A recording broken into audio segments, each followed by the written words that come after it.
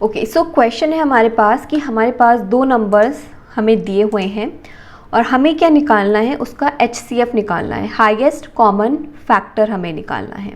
हमारे पास एक N1 है और एक है हमारे पास N2 नंबर, यानी दो नंबर्स गिवन है और हमें क्या निकालना है, उसका हाईएस्ट कॉमन फैक्टर क्या होगा। तो मान लीजिए एक नंबर है हमारे पास 12 और सेकंड नंबर है हमारे पास 60।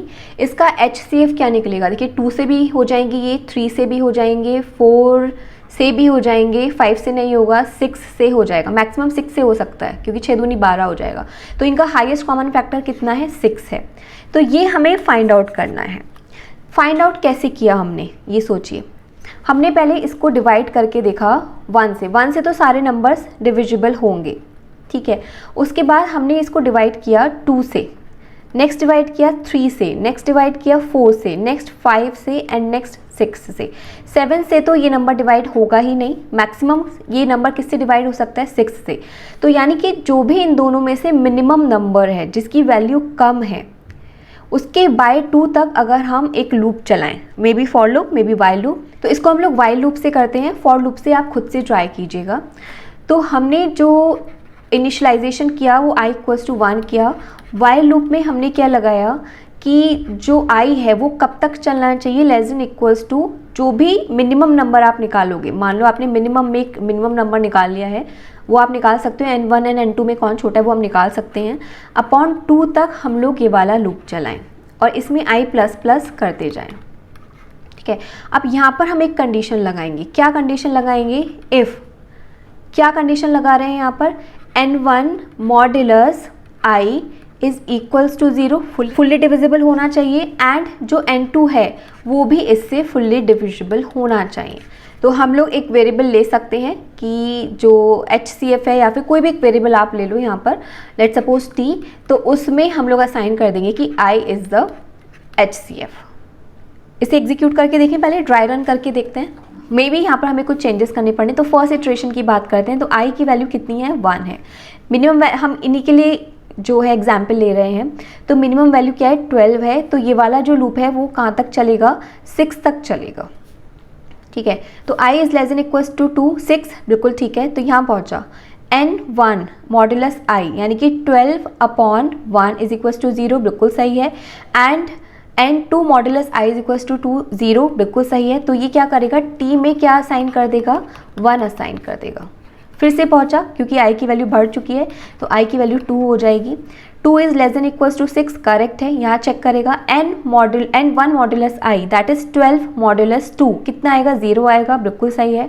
दूसरी कंडीशन चेक करेगा, N2 दैट इज 60 मॉड्यूलस 2, 0 आएगा, बिल्कुल सही है। तो t में अब ये क्या वैल्यू असाइन कर देगा, 2 असाइन कर देगा, ठीक है। i की वैल्यू 3 हो चुकी है। 3 is less than equals to 6। If condition check करेगा, N1 that is 12 modulus 3 is equals to 0, हाँ ठीक है। N2 that is 60 modulus 3 is equals to 0, बिल्कुल करेक्ट है। तो t में ये क्या असाइन कर देगा, अभी 3 असाइन कर देगा। फोर्थ आया, i की वैल्यू 4 हो चुकी है। 4 is less than equals to 6। If condition check करेगा, 12 मॉड्यूलस 4 इक्वल्स टू 0, बिल्कुल सही है। 60 मॉड्यूलस 4 इज इक्वल्स टू 0, बिल्कुल सही है। तो ये t में क्या असाइन कर देगा, 4 असाइन कर देगा। देख रहे हो आप, t की वैल्यू जो है अपडेट होती जा रही है क्योंकि इसको हाईएस्ट कॉमन फैक्टर निकालना है। उसको देखो, फैक्टर्स तो बहुत सारे हैं, इन सबसे डिविजिबल हो रहा है, बट हमें जो सबसे मैक्सिमम हाईएस्ट वाला जो कॉमन फैक्टर्स है वो निकालना है। तो इसलिए इसकी वैल्यू हम लोग अपडेट करवा रहे हैं। नेक्स्ट है हमारे पास i = 5 के लिए चेक किया हमने। 12 मॉड्यूलस 5 इक्वल्स टू 0 आएगा, नहीं आएगा। तो ये आगे वाली कंडीशन चेक नहीं करेगा क्योंकि एंड ऑपरेटर है, तो इफ ब्लॉक हमारा एग्जीक्यूट नहीं होगा। तो t की वैल्यू अभी भी कितनी है, यहाँ पर 4 ही रहेगी। 6 आया, i की वैल्यू 6 हो चुकी है, कंडीशन ट्रू है। चेक करेगा, 12 मॉड्यूलस 6 इक्वल्स टू 0, करेक्ट है। 60 मॉड्यूलस 6 इक्वल्स टू 0, बिल्कुल करेक्ट है। तो t की वैल्यू क्या असाइन कर देगा, 6। i की वैल्यू कितनी हो चुकी है, 7, बट यहाँ पर कंडीशन फॉल्स हो जाएगी और ये इस लूप से बाहर आ जाएगा और अब हम यहाँ पर प्रिंट करवा सकते हैं किसकी वैल्यू, t की वैल्यू। तो ये हमें क्या दे रहा है, यहाँ पर हाईएस्ट कॉमन फैक्टर दे रहा है, ठीक है। इसको मैं आपको जल्दी से एग्जीक्यूट करके दिखाती हूँ कि यूज़र से 2 नंबर्स लिए हैं हमने।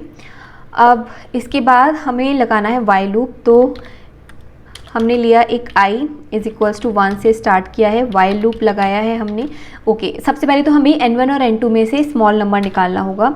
तो कैसे निकालेंगे, if n1 is greater then n2, तो हम लोग यहाँ पर क्या लगाएंगे, तो मिनिमम में हमारे पास एक वेरिएबल ले लेते हैं, तो मिनिमम में हमारे पास क्या आ जाएगा, n2 आ जाएगा। एल्स में भी हमारे पास क्या आएगा, यही हो रहा है हमारे पास। अगर n मान लीजिए n की वैल्यू हमारे पास 10 है और उसकी वैल्यू 20 है, इसने चेक किया n1 is greater than 20, condition false है, तो ये मिनिमम में n1 दे देगा। अगर मान लीजिए ये 30 होता और 20 होता, कंडीशन ट्रू है, तो ये मिनिमम में n2 देता है। तो हमारे पास यहाँ से मिनिमम की वैल्यू आ जाएगी। अब हम लोग लगाएंगे loop i must be less than equals to what, minimum upon 2, तब तक के लिए हमारा ये लूप लगेगा। उसके बाद हम लोग ने कंडीशन चेक की है, इफ़ n1 मॉड्यूलस, सो इसको एग्जीक्यूट करके देखते हैं हम लोग। कंट्रोल S किया, मे बी की कुछ गड़बड़ हो सकती है। एंटर नंबर किया हमने n1, तो 12 और 60 के लिए पहले चेक कर लेते हैं, 12 60, तो 6 हमारे पास आउटपुट में आ गया है। बिल्कुल सही चल रहा है हमारा प्रोग्राम। ये कुछ और नंबर्स के लिए भी आप चेक कर सकते हो, जैसे हमने किया चेक 5 के लिए और 9 के लिए, तो इनका कोई भी कॉमन फैक्टर नहीं है, तो हमारे पास 1 आना चाहिए। तो आउटपुट में हमारे पास, ओहो गड़बड़ किया मैंने, ओके, n1 की वैल्यू मैंने एंटर की है 5, n2 की वैल्यू की है मैंने 9, तो कॉमन फैक्टर हमारे पास कितना आया है, यहाँ पर 1 आया। तो बिल्कुल सही चल रहा है ये प्रोग्राम हमारे पास, एंड आई होप कि आपको समझ में भी आ गया होगा। अब इस सेम प्रोग्राम को आप फॉर लूप से भी बना सकते हो, क्योंकि नंबर ऑफ इटरेशंस हमें पता है कि हमें मिनिमम जो नंबर आएगा अपॉन 2 तक हमें ये लूप चलाना है। तो फॉर लूप से आप खुद से ट्राई करना इस प्रोग्राम को, ठीक है। तो ये था हमारे पास वाइल लूप। मैं आपको फिर से रिपीट करती हूँ, अगर आपको कोई भी प्रॉब्लम स्टेटमेंट दिया हुआ है तो आप कैसे डिसाइड करेंगे कि वहाँ पर फॉर लूप या वाइल लूप का यूज़ करना है। तो मैं आपको कहूँगी पहले आप फॉर लूप ट्राई करो, ठीक है। अगर आप वहाँ पर आपको लगता है कि आप नंबर ऑफ इटरेशंस नहीं निकाल पा रहे हो कि मुझे इस प्रोग्राम को या फिर इस प्रोसेस को कितनी बार रिपीट करना है, then switch to while loop. Next lecture में हम लोग अब पढ़ेंगे do while loop. So stay tuned.